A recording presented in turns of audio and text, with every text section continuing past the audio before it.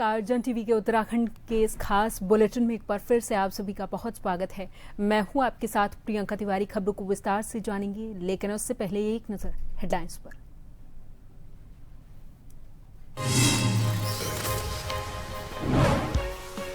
मुख्यमंत्री धामी ने जय कंडोलिया पौड़ी महोत्सव का किया शुभारंभ, साथ ही विभिन्न विकास कार्यों का लोकार्पण और शिलान्यास भी।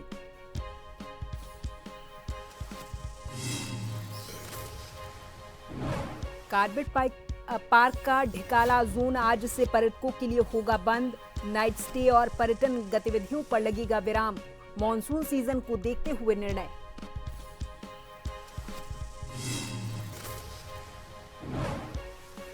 कैंची धाम स्थापना दिवस समारोह, श्रद्धालुओं की भारी भीड़, सुरक्षा के व्यापक इंतजाम। भारी वाहनों के प्रवेश पर भी प्रतिबंध।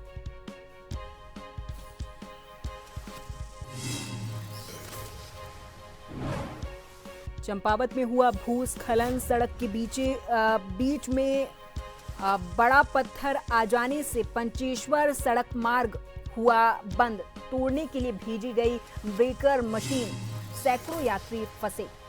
सोमवती अमावस्या पर हरिद्वार में उमड़ा आस्था का हुजूम, श्रद्धालु लगा रहे पुण्य की डुबकी, सुरक्षा के पुख्ता इंतजाम।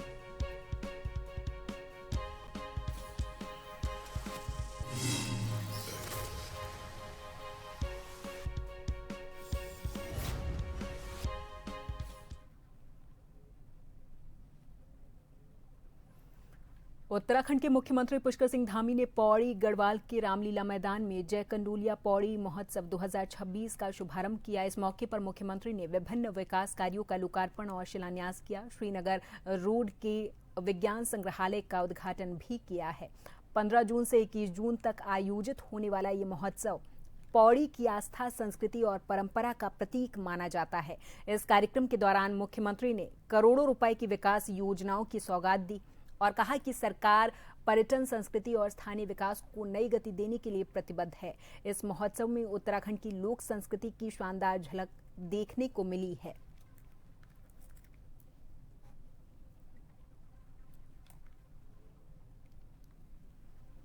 आपने निश्चित रूप से इस महोत्सव के माध्यम से हमारी सांस्कृतिक धरोहरों को आगे बढ़ाने का शानदार प्रयास किया है, वास्तव में प्रशंसनीय है। और इस तरह के जो महोत्सव है वो हमारी लोक संस्कृति को, हमारी लोक विरासत को आगे बढ़ाने का काम करते हैं। हमारे लोक कलाकारों को भी मंच देते हैं, हमारे बच्चों को भी एक शानदार मंच देकर उनकी प्रतिभा को निखारने का काम करते हैं। वास्तव में यह आयोजन युवा पीढ़ी को संस्कृति के जोड़ने के साथ साथ खेल, अनुशासन और स्वस्थ जीवन शैली को अपनाने के लिए भी प्रेरित करते हैं।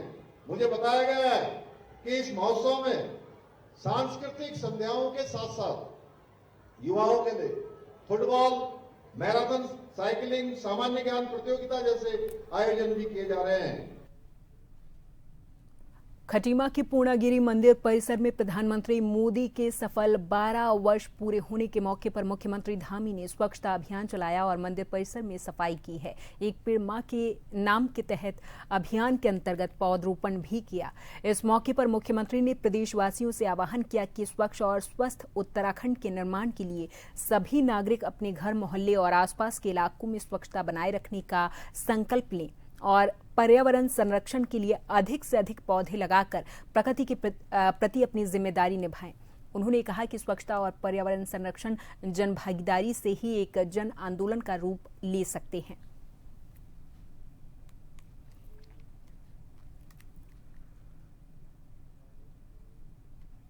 वहीं उत्तराखंड के मुख्यमंत्री पुष्कर सिंह धामी खटीमा के नगला तराई के अपने आवास पर खेतों में जुताई करते हुए नजर आए। मुख्यमंत्री ने स्वयं ट्रैक्टर चलाया, खेती किसानी के कार्यों में हिस्सा लिया और किसानों से जुड़ाव का संदेश भी दिया। इस दौरान उन्होंने कृषि को प्रदेश की अर्थव्यवस्था की रीढ़ बताया और किसानों के योगदान की सराहना की है।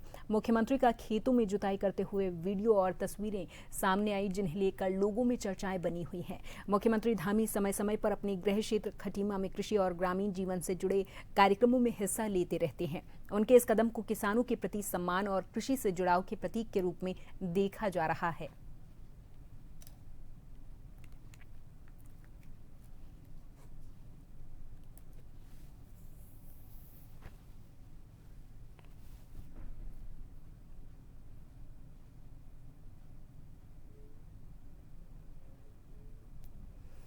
इधर खटीमा के एक निजी होटल में प्रबुद्धजनों के साथ संवाद कार्यक्रम का आयोजन किया गया, जिसका शुभारंभ मुख्यमंत्री धामी ने किया है। इस कार्यक्रम में विभिन्न क्षेत्रों के विशेषज्ञों ने शिक्षा, चिकित्सा, पर्यटन, कृषि, साहित्य, उद्योग, आध्यात्म विषयों पर अपने विचार साझा किए हैं।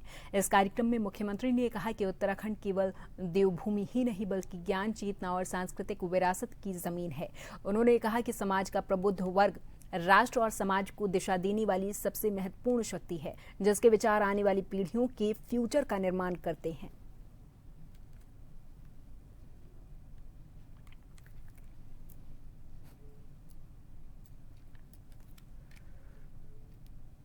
मुख्यमंत्री पुष्कर सिंह धामी ने अपने खटीमा के दौरे के दौरान भव्य प्रगति रथ यात्रा में हिस्सा लिया। खटीमा के मुख्य रास्ते पर आयोजित इस यात्रा में हजारों की संख्या में युवा, मातृशक्ति, पार्टी कार्यकर्ता, स्थानीय नागरिक तिरंगा लेकर शामिल हुए हैं।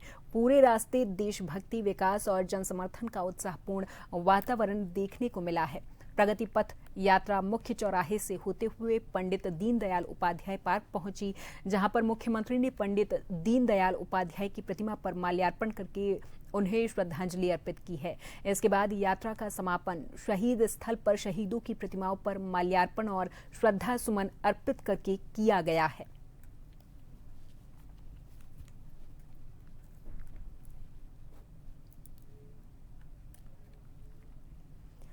हरिद्वार के ज्वालापुर से पूर्व भारतीय जनता पार्टी के विधायक सुरेश राठौर को देहरादून पुलिस ने गिरफ्तार किया है।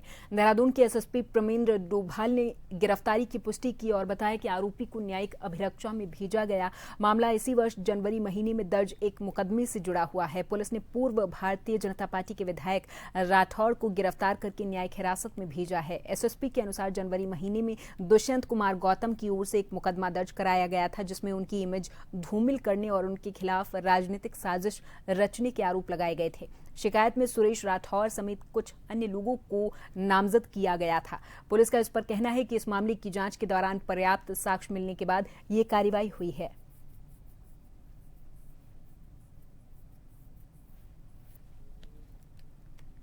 करीब माह जनवरी में से दुष्यंत कुमार गौतम साहब द्वारा एक मुकदमा लिखवाया गया था, जिसमें उनके द्वारा उनकी आम छवि को खराब करने या उनके खिलाफ राजनीतिक साजिश करने के लिए कुछ लोगों को नामजद किया गया था। उसमें पूर्व विधायक सुरेश राठौर भी थे, जिनकी आज अरेस्टिंग की गई है और उनको आज न्यायिक शिक्षा में भेजा जा चुका है। इसमें जो भी अन्य अभियुक्त हैं उनके खिलाफ भी आवश्यक कार्रवाई की जाएगी। राजधानी देहरादून के गढ़ी कैंट क्षेत्र में प्रसिद्ध पर्यटन स्थल गुच्चू पानी यानी कि रॉबर्स केव इन दिनों पर्यटकों की पहली पसंद बना हुआ है। गर्मी और वीकेंड की छुट्टियों के चलते यहां देश के विभिन्न राज्यों से बड़ी संख्या में पर्यटक पहुंच रहे हैं। सैलानी यहां की प्राकृतिक गुफाओं और ठंडे पानी का जमकर आनंद ले रहे हैं। पर्यटकों की बढ़ती भीड़ से जहां स्थानीय व्यापारियों के चेहरे खिले हुए हैं, वहीं प्रशासन ने सुरक्षा और यातायात व्यवस्था पर विशेष निगरानी बढ़ाई हुई है।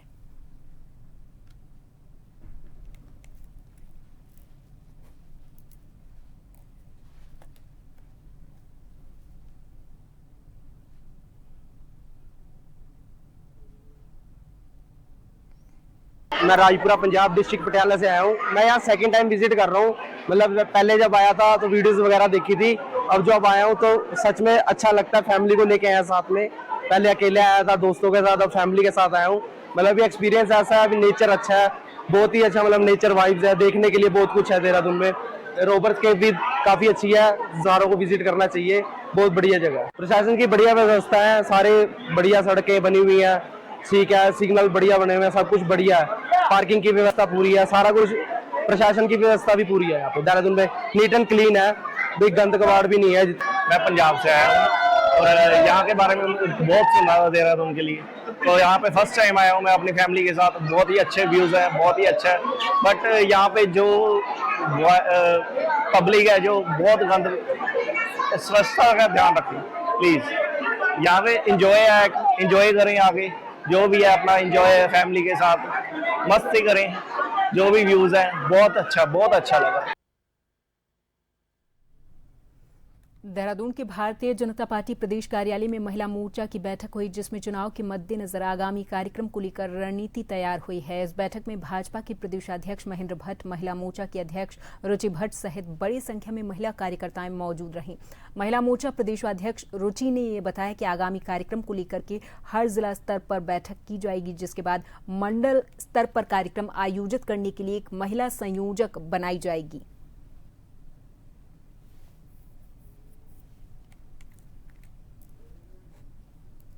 देश की तो संगठन से हमें निर्देश मिले हैं कि आगे के कैसे कार्यक्रम करने हैं। हमें ऐसी ही बैठक हर जिले में करनी है और फिर हर जिले से ऐसी ही बैठक मंडल स्तर पे करनी है, क्योंकि हमें शक्ति केंद्र तक एक एक महिला संयोजक को चुनना है और फिर उन महिला संयोजकों का हमने एक सम्मेलन मंडल स्तर पे हर जगह करना है। ये हमारा पहला कार्यक्रम है जो कि हमें 15 अगस्त तक करना है। इसी बीच अगले माह हम जुलाई में जो है सम्मेलन करें, प्रत्येक विधानसभा में सम्मेलन करेंगे और वो सम्मेलन हम एसएचजी अपनी बहनों के साथ, आंगनवाड़ी बहनों के साथ और हमारी आशा कार्यकर्ती बहनों के साथ करेंगे, जिनमें हम उन्हें इनवाइट करेंगे और उनको सम्मान भी करेंगे। सहसपुर हत्याकांड को लेकर कानून व्यवस्था पर उठ रहे सवालों के बीच भारतीय जनता पार्टी ने सरकार का पक्ष रखा है। बीजेपी के प्रदेश प्रवक्ता हनी पाठक ने कहा कि राज्य में कानून व्यवस्था पूरे तरीके से नियंत्रण में है। उन्होंने कहा कि 4 आरोपियों की गिरफ्तारी इस बात का प्रमाण है कि पुलिस लगातार कार्रवाई कर रही है, किसी भी दोषी को बख्शा नहीं जाएगा।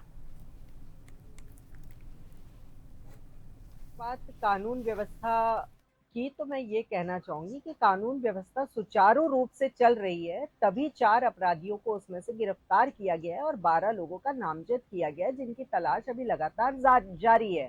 अगर कानून किसी भी प्रकार से कोई हीला हवाली दिया होता तो किसी भी कीमत पे आरोपी भाग चुके होते, उनको गिरफ्तार नहीं किया गया होता। और धाकड़ धामी जी जिस प्रकार से धरातल पर आरोपियों को सख्त चेतावनी समय समय पर देते चले आ रहे हैं कि कोई भी अपराधी उत्तराखंड में अपराध करने के बाद शांति से नहीं रह सकता है।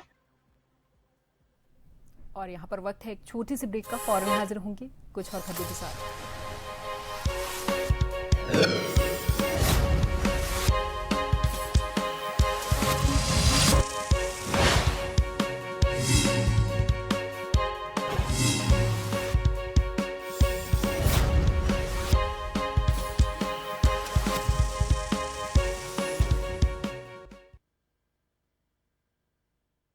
जिम कॉर्बेट नेशनल पार्क का सबसे लोकप्रिय ढिकाला जोन 15 जून से पर्यटकों के लिए बंद हो गया है। मानसून को देखते हुए कॉर्बेट प्रशासन ने यह निर्णय किया है। अब इस जोन में पर्यटकों की आवाजाही और रात्रि विश्राम की सुविधा 15 नवंबर तक बंद रहेगी।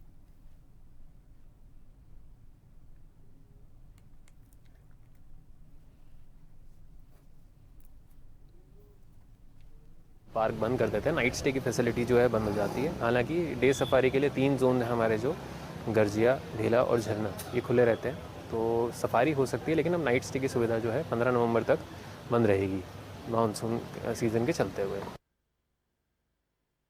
देहरादून पुलिस ने पटेल नगर में हुए हत्याकांड का खुलासा किया और मृतक के छोटे भाई को गिरफ्तार किया है। एसएसपी प्रवीण डोभाल ने इस पर बताया कि आरोपी ने पारिवारिक विवाद और पुरानी रंजिश के चलते अपने बड़े भाई की गोली मारकर हत्या कर दी थी। आरोपी ने अज्ञात हमलावर की झूठी कहानी बनाकर पुलिस को गुमराह करने का प्रयास किया, लेकिन जांच के दौरान उसने अपना जुर्म कबूल कर लिया है। पटेल नगर थाना क्षेत्र के बुड्डी गाँव में एक हत्या हुई थी, जिसको लेके लोगों में काफी आक्रोश भी था। उसमें सभी उच्च अधिकारी द्वारा मौके पर पहुंच के उनको समझाने का भी प्रयास किया गया। जो हत्या हुई है वो सोहेल हारून नाम के व्यक्ति की हुई थी, जिसको घर के अंदर ही कमरे में गोली मारी गई थी। उसका जो भाई और जो उसमें मौके का गवाह भी था, उसका नाम साहिद है। उसके द्वारा पुलिस को बताया गया कि किसी व्यक्ति द्वारा उसके घर में घुस के उसके भाई की हत्या की गई है और उसके बाद वो वहां से फरार हो गया।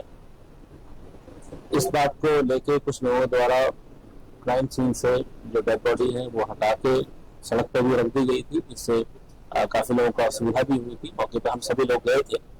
प्रथम दृष्टया जब मौका मुआयना और एफएसएल ने जब पूरा जांच पड़ताल की तो ये बात बिल्कुल क्लियर हो गई थी कि घटना किसी घर के अंदर ही किसी व्यक्ति के द्वारा की गई है जो भी वहाँ के परिस्थिति जन साक्ष्य थे वो इसी ओर इशारा कर रहे थे। क्योंकि पूरे घर में सिर्फ 2 ही लोग थे, इसलिए पुलिस के द्वारा छोटे भाई से जब सख्ती से पूछताछ की गई तो उसके द्वारा अंततः ये बताया गया कि वो हत्या उसी के द्वारा की गई और उस हत्या में प्रयुक्त जो असलाहा है वो भी पुलिस के द्वारा बरामद किया गया।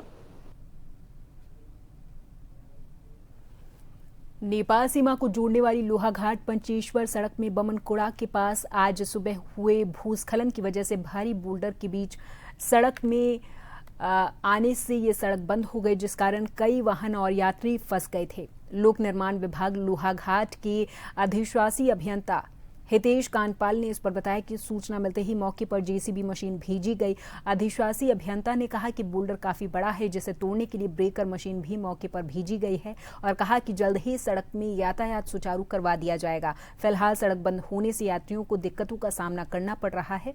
सड़क खोलने के प्रयास लगातार जारी हैं।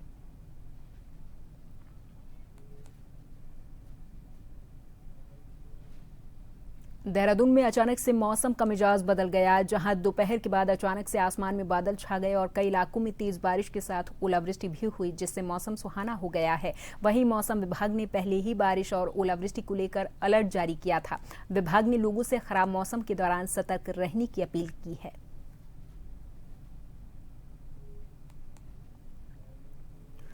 बीते दिनों उत्तराखंड में मौसम में बदलाव देखने को मिला, जिसके चलते बारिश और तेज हवाओं की दौर भी चले। राहत की बात ये रही कि इससे तापमान में गिरावट आई है। वहीं अब मौसम साफ होने से फिर से जून की गर्मी सताने लगी।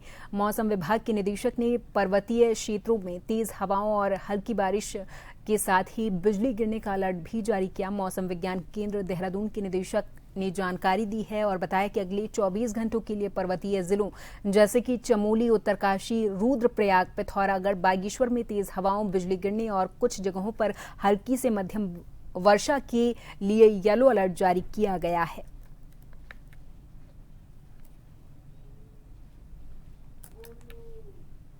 अगले 7 दिन के लिए फोरकास्ट है, उसमें भी हम ये जो है संभावना लगा रहे हैं कि जो हमारे पहाड़ी जनपद है, नॉर्थ में जो 5 जनपद है, खासतौर से उत्तरकाशी, चमोली, रुद्रप्रयाग, पिथौरागढ़ और बागेश्वर जैसे जिले हैं, वहाँ से हल्की से मध्यम दर्जे की बारिश अगले 7 दिनों में संभावित है। और बाकी के जो क्षेत्र हैं हमारे जो है खासतौर से अगले 2 दिन में, उसमें जो है हल्की से बहुत हल्की बारिश कहीं कहीं पे जो है संभावित है।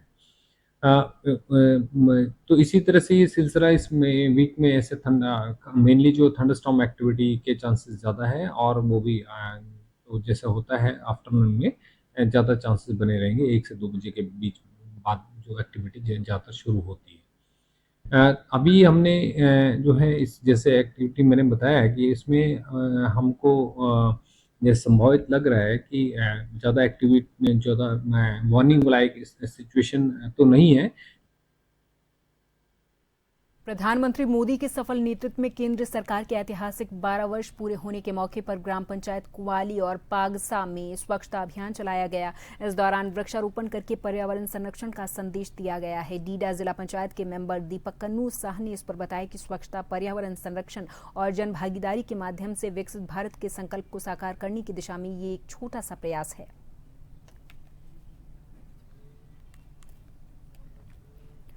भारतीय जनता पार्टी के वरिष्ठ नेता गिरीश कोटनाला ने प्रधानमंत्री मोदी के नेतृत्व में केंद्र सरकार के 12 वर्ष पूरे होने के मौके पर आयोजित प्रेस वार्ता में ये कहा कि सेवा, सुशासन और गरीब कल्याण के क्षेत्र में सरकार ने उल्लेखनीय काम किए।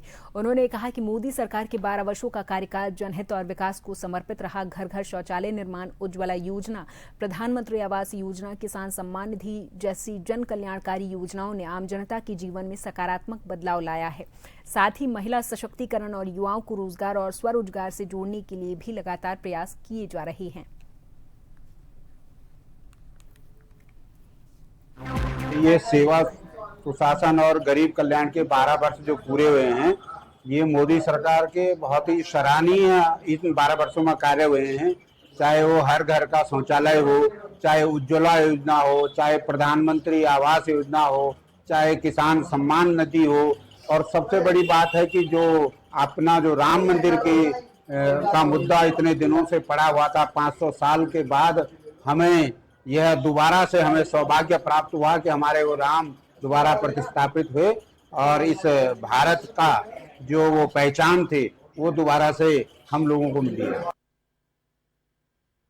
नगर में भारतीय जनता पार्टी के नेता विनोद कश्यप की हत्या के बाद रविवार को हालात पूरे तरीके से तनावपूर्ण हो गए। पूरे दिन इलाके में आगजनी, पथराव और पुलिस की कार्रवाई के चलते माहौल बेहद संवेदनशील बना रहा। स्थिति को नियंत्रित करने के लिए पुलिस और प्रशासन को कड़ी मशक्कत करनी पड़ी है। देर शाम सिचुएशन उस समय और बिगड़ गई जब ग्रामीणों और हिंदू संगठनों के कार्यकर्ताओं ने नेशनल हाईवे पर जाम लगा दिया।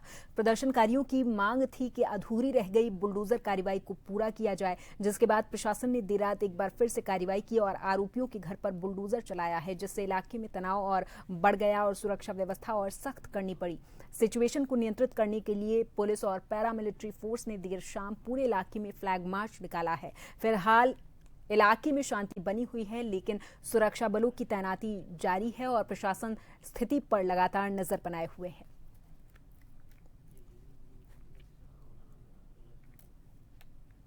वाला में घटना हुई थी, उसमें त्वरित कार्रवाई करते हुए हमारे द्वारा मुकदमा कायम कर दिया गया था। जो नामजद थे उनकी अरेस्टिंग कर ली गई है और जो शेष नामजद है उनके लिए टीमें निकाल दी गई हैं। एफएसएल के दौर में निरीक्षण गठन कर लिया गया था। इस संबंध में आज जो रोड जाम किया गया है, थोड़ी आगजनी की घटना सुबह हुई थी, तो इस संबंध में भी हमारे द्वारा जो है जो वैधानिक कार्रवाई की जाएगी और परिजनों को संतोष हमारे द्वारा कर दिया गया है। उनको ये बता दिया गया है कि पुलिस के द्वारा जो विधिक कार्रवाई लगातार की जा रही है। प्रशासन ने क्या आश्वासन दिया है? नहीं, देखिए, प्रशासन की बात है तो ये प्रशासन वाले ही आपको सक्षम रूप से बता पाएंगे, लेकिन जो भी कार्रवाई होगी वो विधिसम्मत और जल्दी होगी। और इसी के साथ इस बुलेटिन में फिलहाल के लिए मेरे साथ बस इतना ही। आप देखते रहें जन टीवी। नमस्कार।